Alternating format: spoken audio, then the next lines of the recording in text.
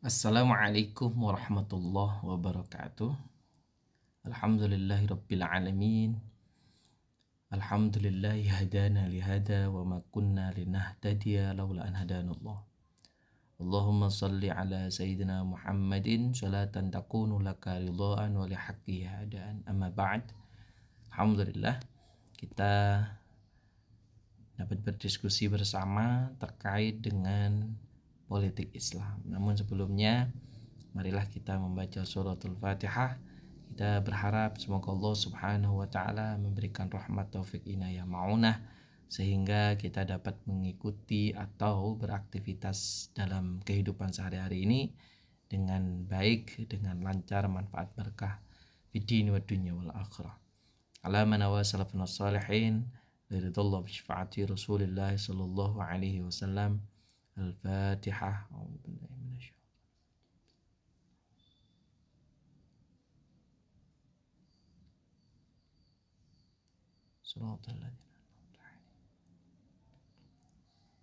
Baik, terima kasih. Kita akan berdiskusi terkait dengan politik Islam atau as-siyasah asy-syar'iyyah. Fikih Islam itu cakupannya luas ya. Ini harus dipahami bahwa banyak dimensi yang akan terbahas di dalam fikih itu sendiri. Fikih itu adalah disiplin ilmu terkait dengan syariat, terkait dengan aturan, nizamul Islam, aturan-aturan di dalam Islam.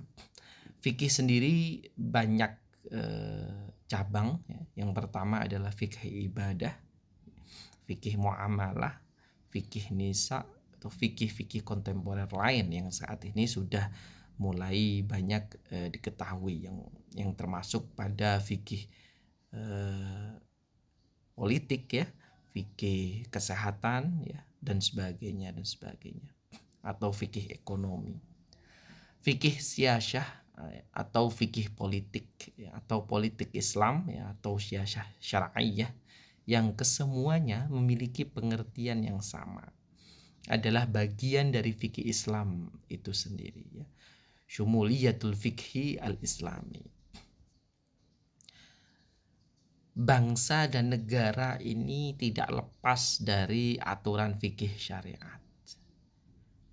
Al-watanu al-asli huwa maulidur rajul wal baladul ladzi huwa fihi. Apa sih negara itu? Apa sih tanah air itu?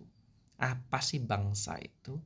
Adalah di mana tempat seseorang berasal, di mana tempat seseorang lahir. Dan negara adalah tempat di mana mereka dilahirkan.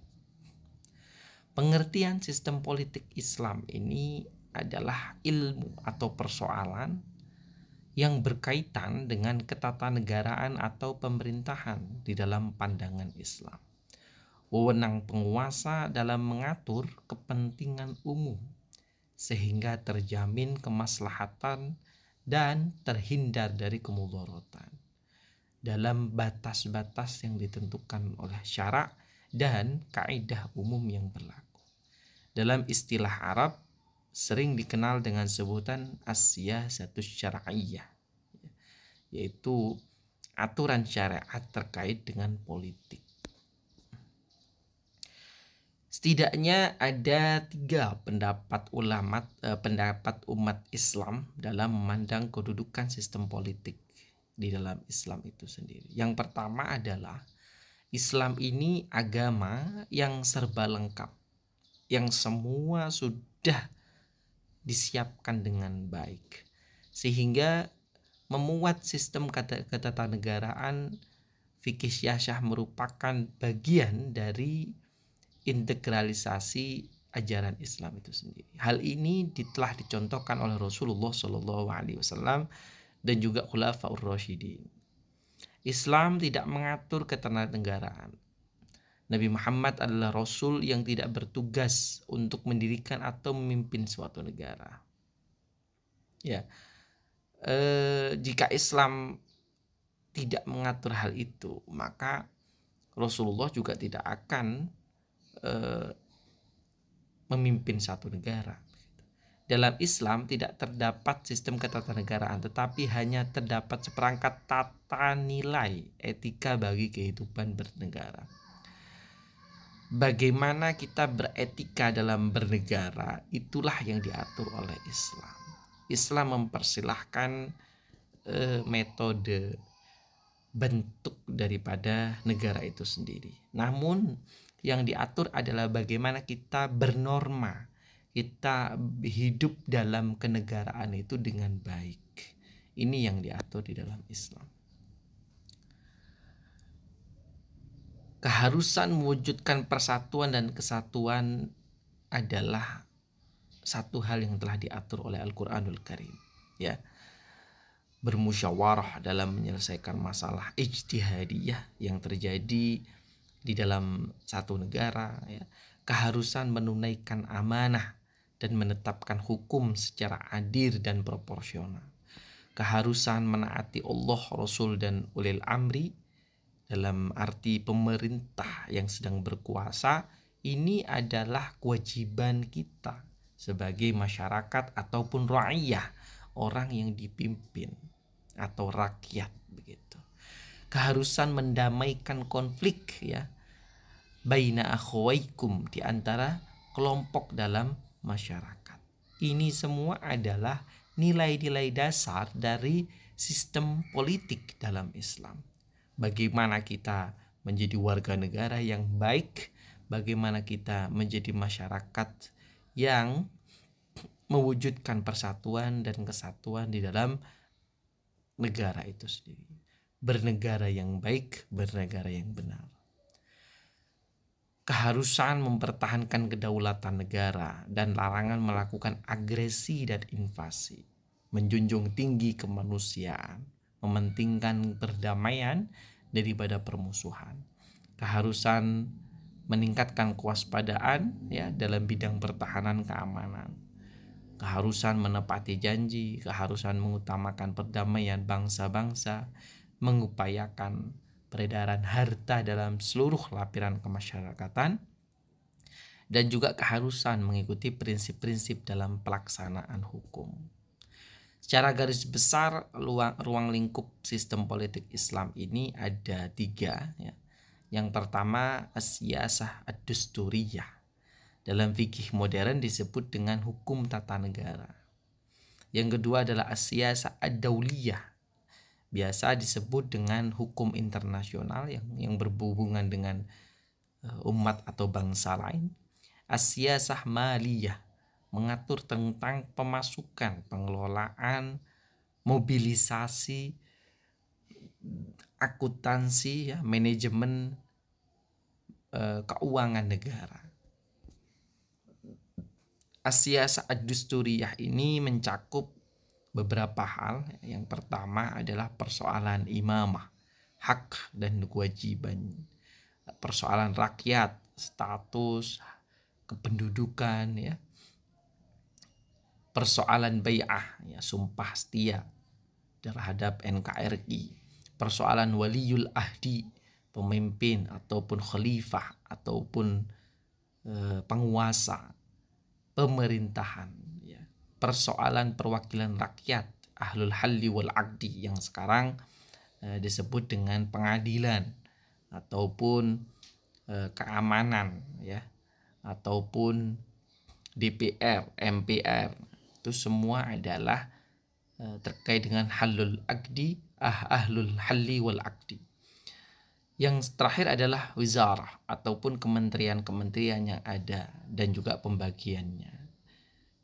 Ini semua adalah ruang lingkup dari as-siyasah ad-dusturiyah. Yang kedua adalah as-siyasah ad-dauliyah.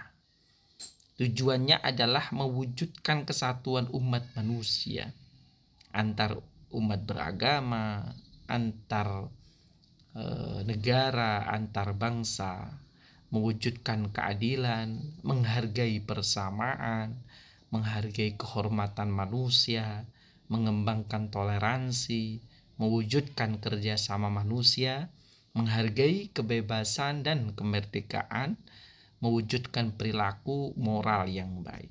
Karena memang ketika kita berinteraksi dengan orang lain, lebih-lebih dengan lain bangsa, memungkinkan memunculkan cross culture understanding.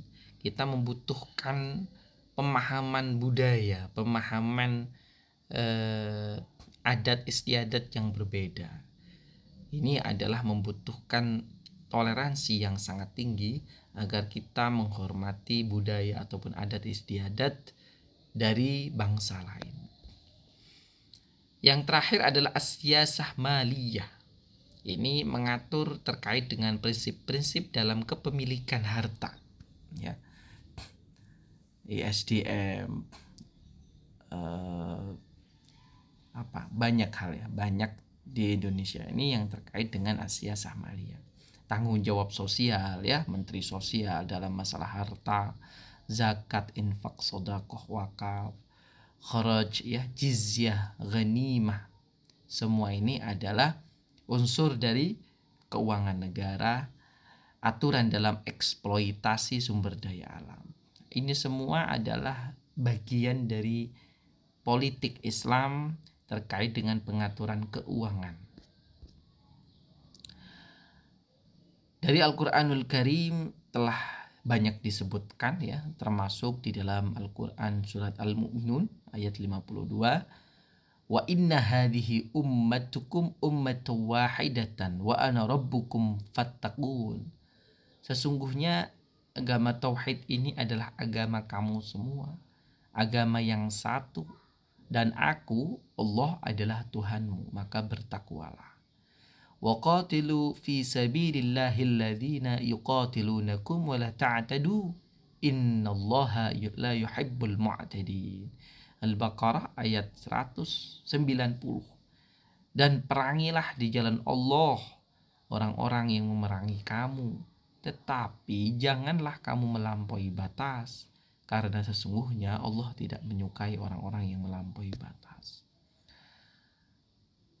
Bismillahirrahmanirrahim. Ma'afa Allahu ala rasulihi min ahlil qura falillahi walir rasuli walidil qurba wal yatama wal masakini wabnis sabil kaila yakunu dulatan bainal aghniyai minkum wa ma atakumur rasulu fakhudhuhu wa ma nahakum anhu fantahu wattaqullaha innallaha syadidul iqab. Apa saja harta rampasan yang diberikan Allah kepada Rasulnya dari harta benda yang berasal dari penduduk kota-kota, maka adalah untuk Allah semua, untuk Rasul, kaum kerabat, anak yatim, orang miskin, dan orang-orang yang dalam perjalanan, supaya harta itu jangan beredar di antara orang-orang kaya saja di antara kamu. Apa yang diberikan Rasul kepadamu, maka terimalah, dan apa yang dilarang olehnya, maka tinggalkan. Dan bertakwalah kepada Allah, sesungguhnya Allah amat keras hukumannya. Pasal 29 UUD 1945 dengan tegas menyatakan, satu, negara berdasarkan asas ketuhanan yang Maha Esa.